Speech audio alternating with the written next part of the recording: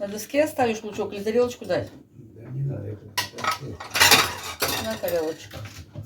Тарантелочку на палочку. Так, а еще тебе надо достать этот. Ой, вот это надо тебе достать, да? Угу. Всем привет, друзья! У нас вечер. На ужин захотелось рыбы. Но рыбы мне всегда хочется. Ножик сначала наточу. Палыч там лучок режет. Небольшую рыбинку минтая поджарим на раз. Картошка есть вареная. Тоже поджарим на сковородочке. Такой простенький ужин будет у нас. Можно салатик какой-нибудь открыть, Сережа, если хочешь. Помидорчиков давай откроем, давно не открывали. Вот чуть палочка, как рыба об лед. Даже с икрой минтай-то.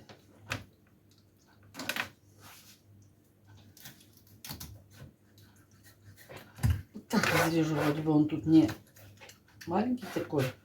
Пластиком сделаю.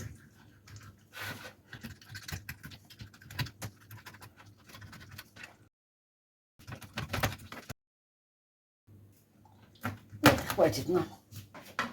Так, муки надо еще принести.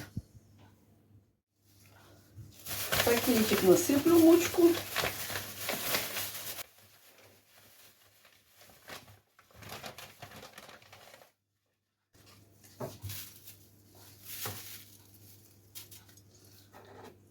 Добавлю соли.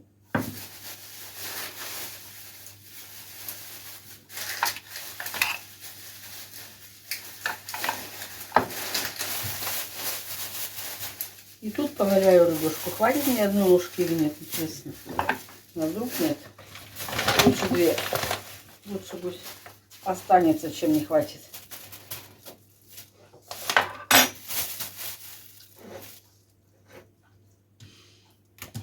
Не дорезала.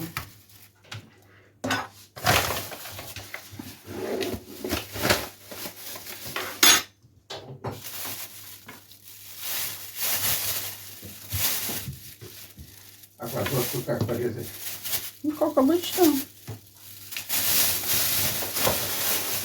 Как обычно порезать.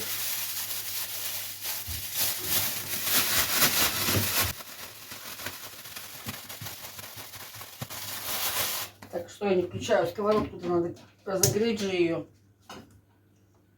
Так, лучок порезал, да? Лучок Палыч порезал. Большую-большую луковицу. Мы любим много луку жареного. Для любого. В общем, вот так вот очень удобно. И рыба в муке, и руки чистые.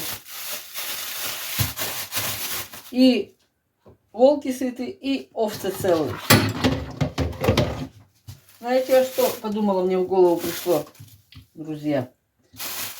Я же вчера целый день с этой химией-то, да, провозилась. Вот тут-то у меня было добавлено такое жгучее тоже, да, колючее вещество. Кипятила посуду-то. Плюс я потом вчера еще стирала. Ну и на халатах посмотрела, там где-то есть.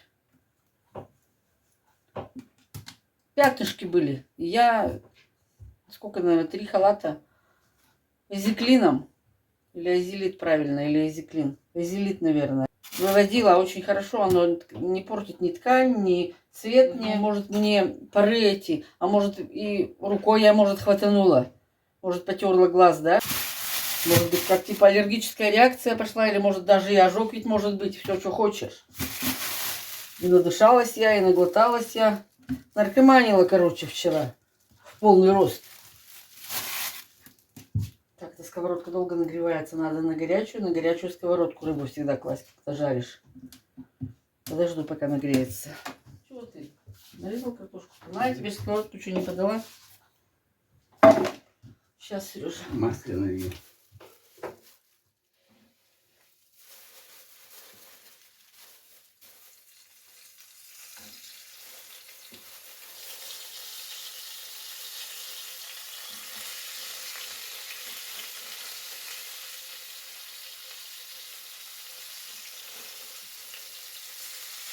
Да ты что? Палыч, ты с ума не свел меня, обалдел? А что? Ты что, у меня прямо... Инфаркт миокарда. Вот такой рубец у меня образовался. Что у ней было-то, врачи сказали хоть? Инфаркт миокарда. Вот такой рубец. Вскрытие показало. Ты что, разве так можно чихать, как слон? Вздрогнула. Ты хоть предупреждай, как в том анекдоте. А мне неожиданно подошло. Неожиданно. Сам не ожидал. Ужас какой. Так, такая вся плита будет забрызгана. Только намыло все. И опять все будет брызгать.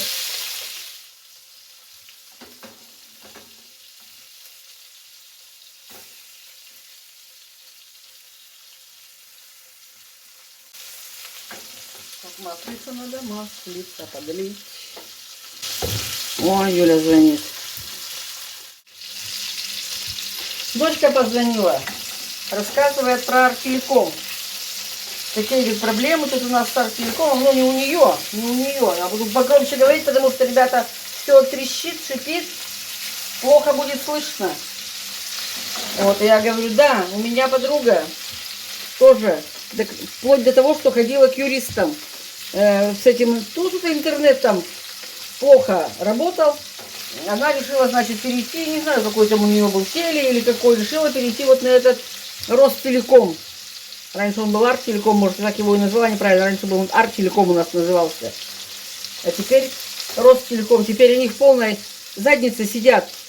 Раньше же были домашние телефоны, да, стационарные. Так они цари и боги были. Это мы на телефон стояли в очередь.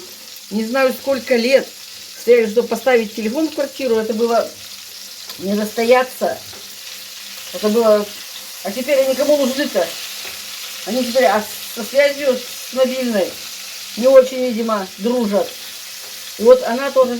Я говорю, ты зачем с ними связалась? Я говорю, ты что, не слышала, что такая безобразие такое идет, да, везде? Она говорит, конечно, откуда я знала? Я не слышала ничего. Она мне позвонила, говорит, не знаю, что делать. Счета, говорит, пришли бешеные. Пришел какой-то вообще ни документов, ничего. Ни договор, говорит, не заключил. Потом пришла какая-то сумма, нигде, говорит, ни квитанции, ничего. Я, говорит, давай им звонить, что вы как, чего, послали какую-то по электронной почте ей квитанцию. Послали. Что-то нарезал. Ох, как крупно, да? Ну ладно, ужарится, ничего страшного. В общем, ужас какой-то. Счета, говорит, идут. Я звоню, говорит, откажи, ну, уберите, мне не надо, я отказываюсь. Деньги сказали одни, другое все оказалось. Все, она говорит, ничего сделать не могу, счета, говорит, идут, и потом в суд подадут, и все, пришли, уже мы на вас в суд подадим. Она ходила к юристу, чтобы это все как-то разрулить. Это просто какой-то кошмар, и их же у нас в городе нет, представительства их даже, никакого ни офиса, ничего нет. Где они сидят-то, вообще черт не знает, за границей сидят, говорит. Может, и за границей. И у них, говорит, в Краснодаре тоже нет их. Ни офиса, ничего. Просто это, не знаю, про кого она так не дорассказала мне. По работе там ей позвонили. Я говорю, ну ладно, давай я буду доделаю ужин, да потом созвонимся, говорю. И тебе тут как раз работу закончишь. Такие вот. Не знают, как денег-то заработать, не знаю. Не договорила про ранешнее это время, советское это время. Я не знаю, по 20 лет стояли на телефон, как на квартиру стояли, так и на телефон. И вот начались, когда взаимозачеты, помню, не платили зарплату, задерживали зарплату, не выдавали. И Палыч тоже, где ему не давали зарплату, я уж не помню. Взаимозачеты, значит, стали. И предложили, не хотите телефоны поставить, да? И я тогда поставила 4 телефона стационарных себе, родителям, в квартиру вот, туда, где мы с первым мужем жили. Там Юля уже жила с мужем. В Соломбалу, где мы жили с Палычем в частном доме. И еще знакомой. Они мне как бы денежки отдали. Денежки. А Палычу как бы взаимозачетом это все прошло, как зарплата. Вот так вот. Сережа, я не слышу, что ты говоришь. Здесь все у меня срез такой стоит. Вот таким вот образом.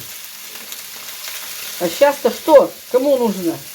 Раньше же у меня подруга работала на межгороде. Артелеком-то был. Много лет она отработала, она на пенсию раньше вышла, и доплата идет ей. Не знаю, сейчас платят или нет пенсии ей. Междугородние переговоры-то раньше ведь ходили. Не было никаких ни домашних, никаких. Бегали на междугородние. Крышечки-то намыты, начищены вчера. Зато сегодня глаза выпали от вчерашней чистки. Да, Палыч? Да. Что ты мне говорила, не слышала тебя? А? Да нет, они сразу погасили 4 миллиона, почти по миллиону как закинули. А тогда вот когда миллионы-то были, да? Да. Я вот не помню уже теперь, не помню. Да, были миллионы тогда. Может быть, дороже они, конечно, эти втюхивали телефоны, я теперь уже не помню. Ну, вот то, что конечно. как нас объят всегда и везде, так и до сих пор. Объегорят только в пути, не почувствуешь, не почуешь.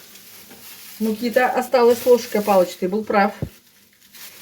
Одной бы ложки хватило. Положи сюда, в этот отдельный. Ну еще чего? Положи из-за ложки муки, я буду сейчас удавлюсь. Ты что, смеешься? Не будешь же ты ее обратно складывать, говорит мне. Нет, обратно положу с солью, с рыбой и напеку тебе завтра плюшек А сладкий. я буду рыбу жарить, только оставь ее. Когда ты будешь жарить? Вон туда положи. в Когда этот. ты будешь жарить? Завтра. Ты что, Палыч? А что? Ну, после Сегодня рыба и завтра рыба? Да. А там на одну скорочку моментом я ее за раз наверну. Тебе эта рыба, мне эта рыба. А, ты будешь эту мелочь жарить, Если- сорогу. Оставлю, Сорогу? она мне отойдет. М, За ночь, а утром нажарю. Ясно. Я, так, например, тоже сорожки хочу. Тоже хочешь? А этот, ладно. Сорожки. Это так, про Будь, между вырастут у тебя рожки, Палыч. Если будешь есть сорожки, вырастут рожки и ножки. Чё с Голова ней? не болит. Голова не болит пока. Пока вот не болит. Не вспоминай про голову. Глаза сегодня глаза. Палыч, сегодня глаза болят. Не хочет футболку надеть. Я говорю, надеть футболочку, я хоть на тебя камеру переведу, говорю. А то я хожу как лохудра лохматая, косматая, с глазами красными. Как вот, скажи, у кого красные глаза, то окуня? У кого? Окуня. Как окунь с красными глазами. Не хочет одеться нарядный.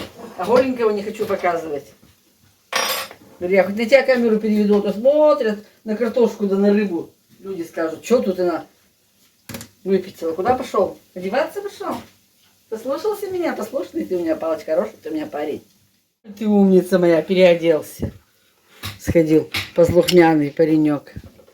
Вот поговоришь чего-нибудь на камеру, порассказываешь. Красавец.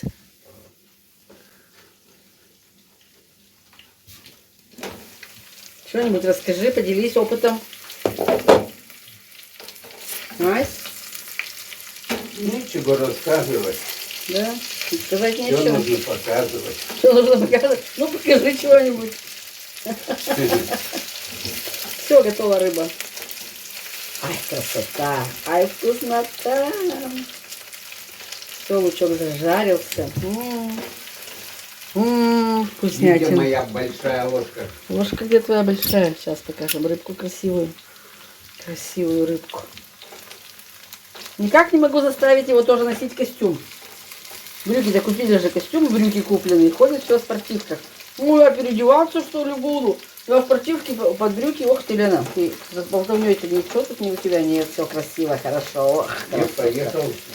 красотища. Красота. Я же хожу, ну это, поддеваю. На улице 13 градусов, Да. все в одних буду. Понятно. Ой, я переодеваться, что ли, буду? Дома в этих, а потом... Ну ладно, ходи в штанах спортивных. Вот Более такие, теплее буду ходить. вот такие мы советские люди. Купим, да? И лежит у нас, не носим. Спросят. Для чего мы купили? А спросят, а у нас есть, да? Да. Вот так. Ой, красота, Палыч. Бережливые советские люди.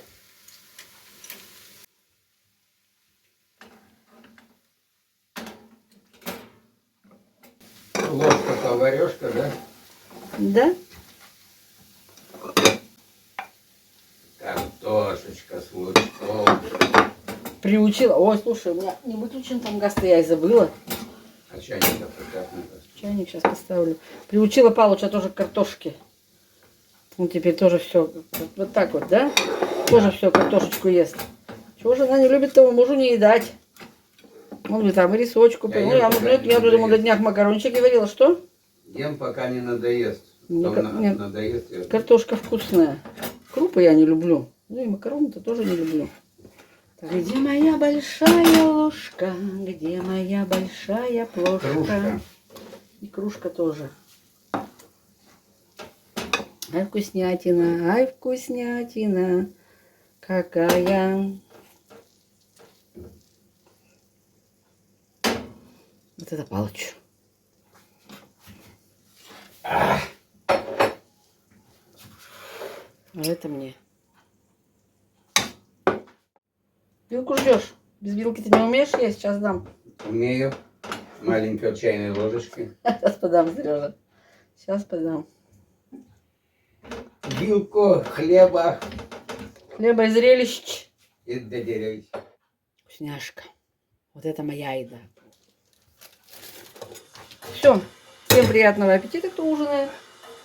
Тоже сажусь.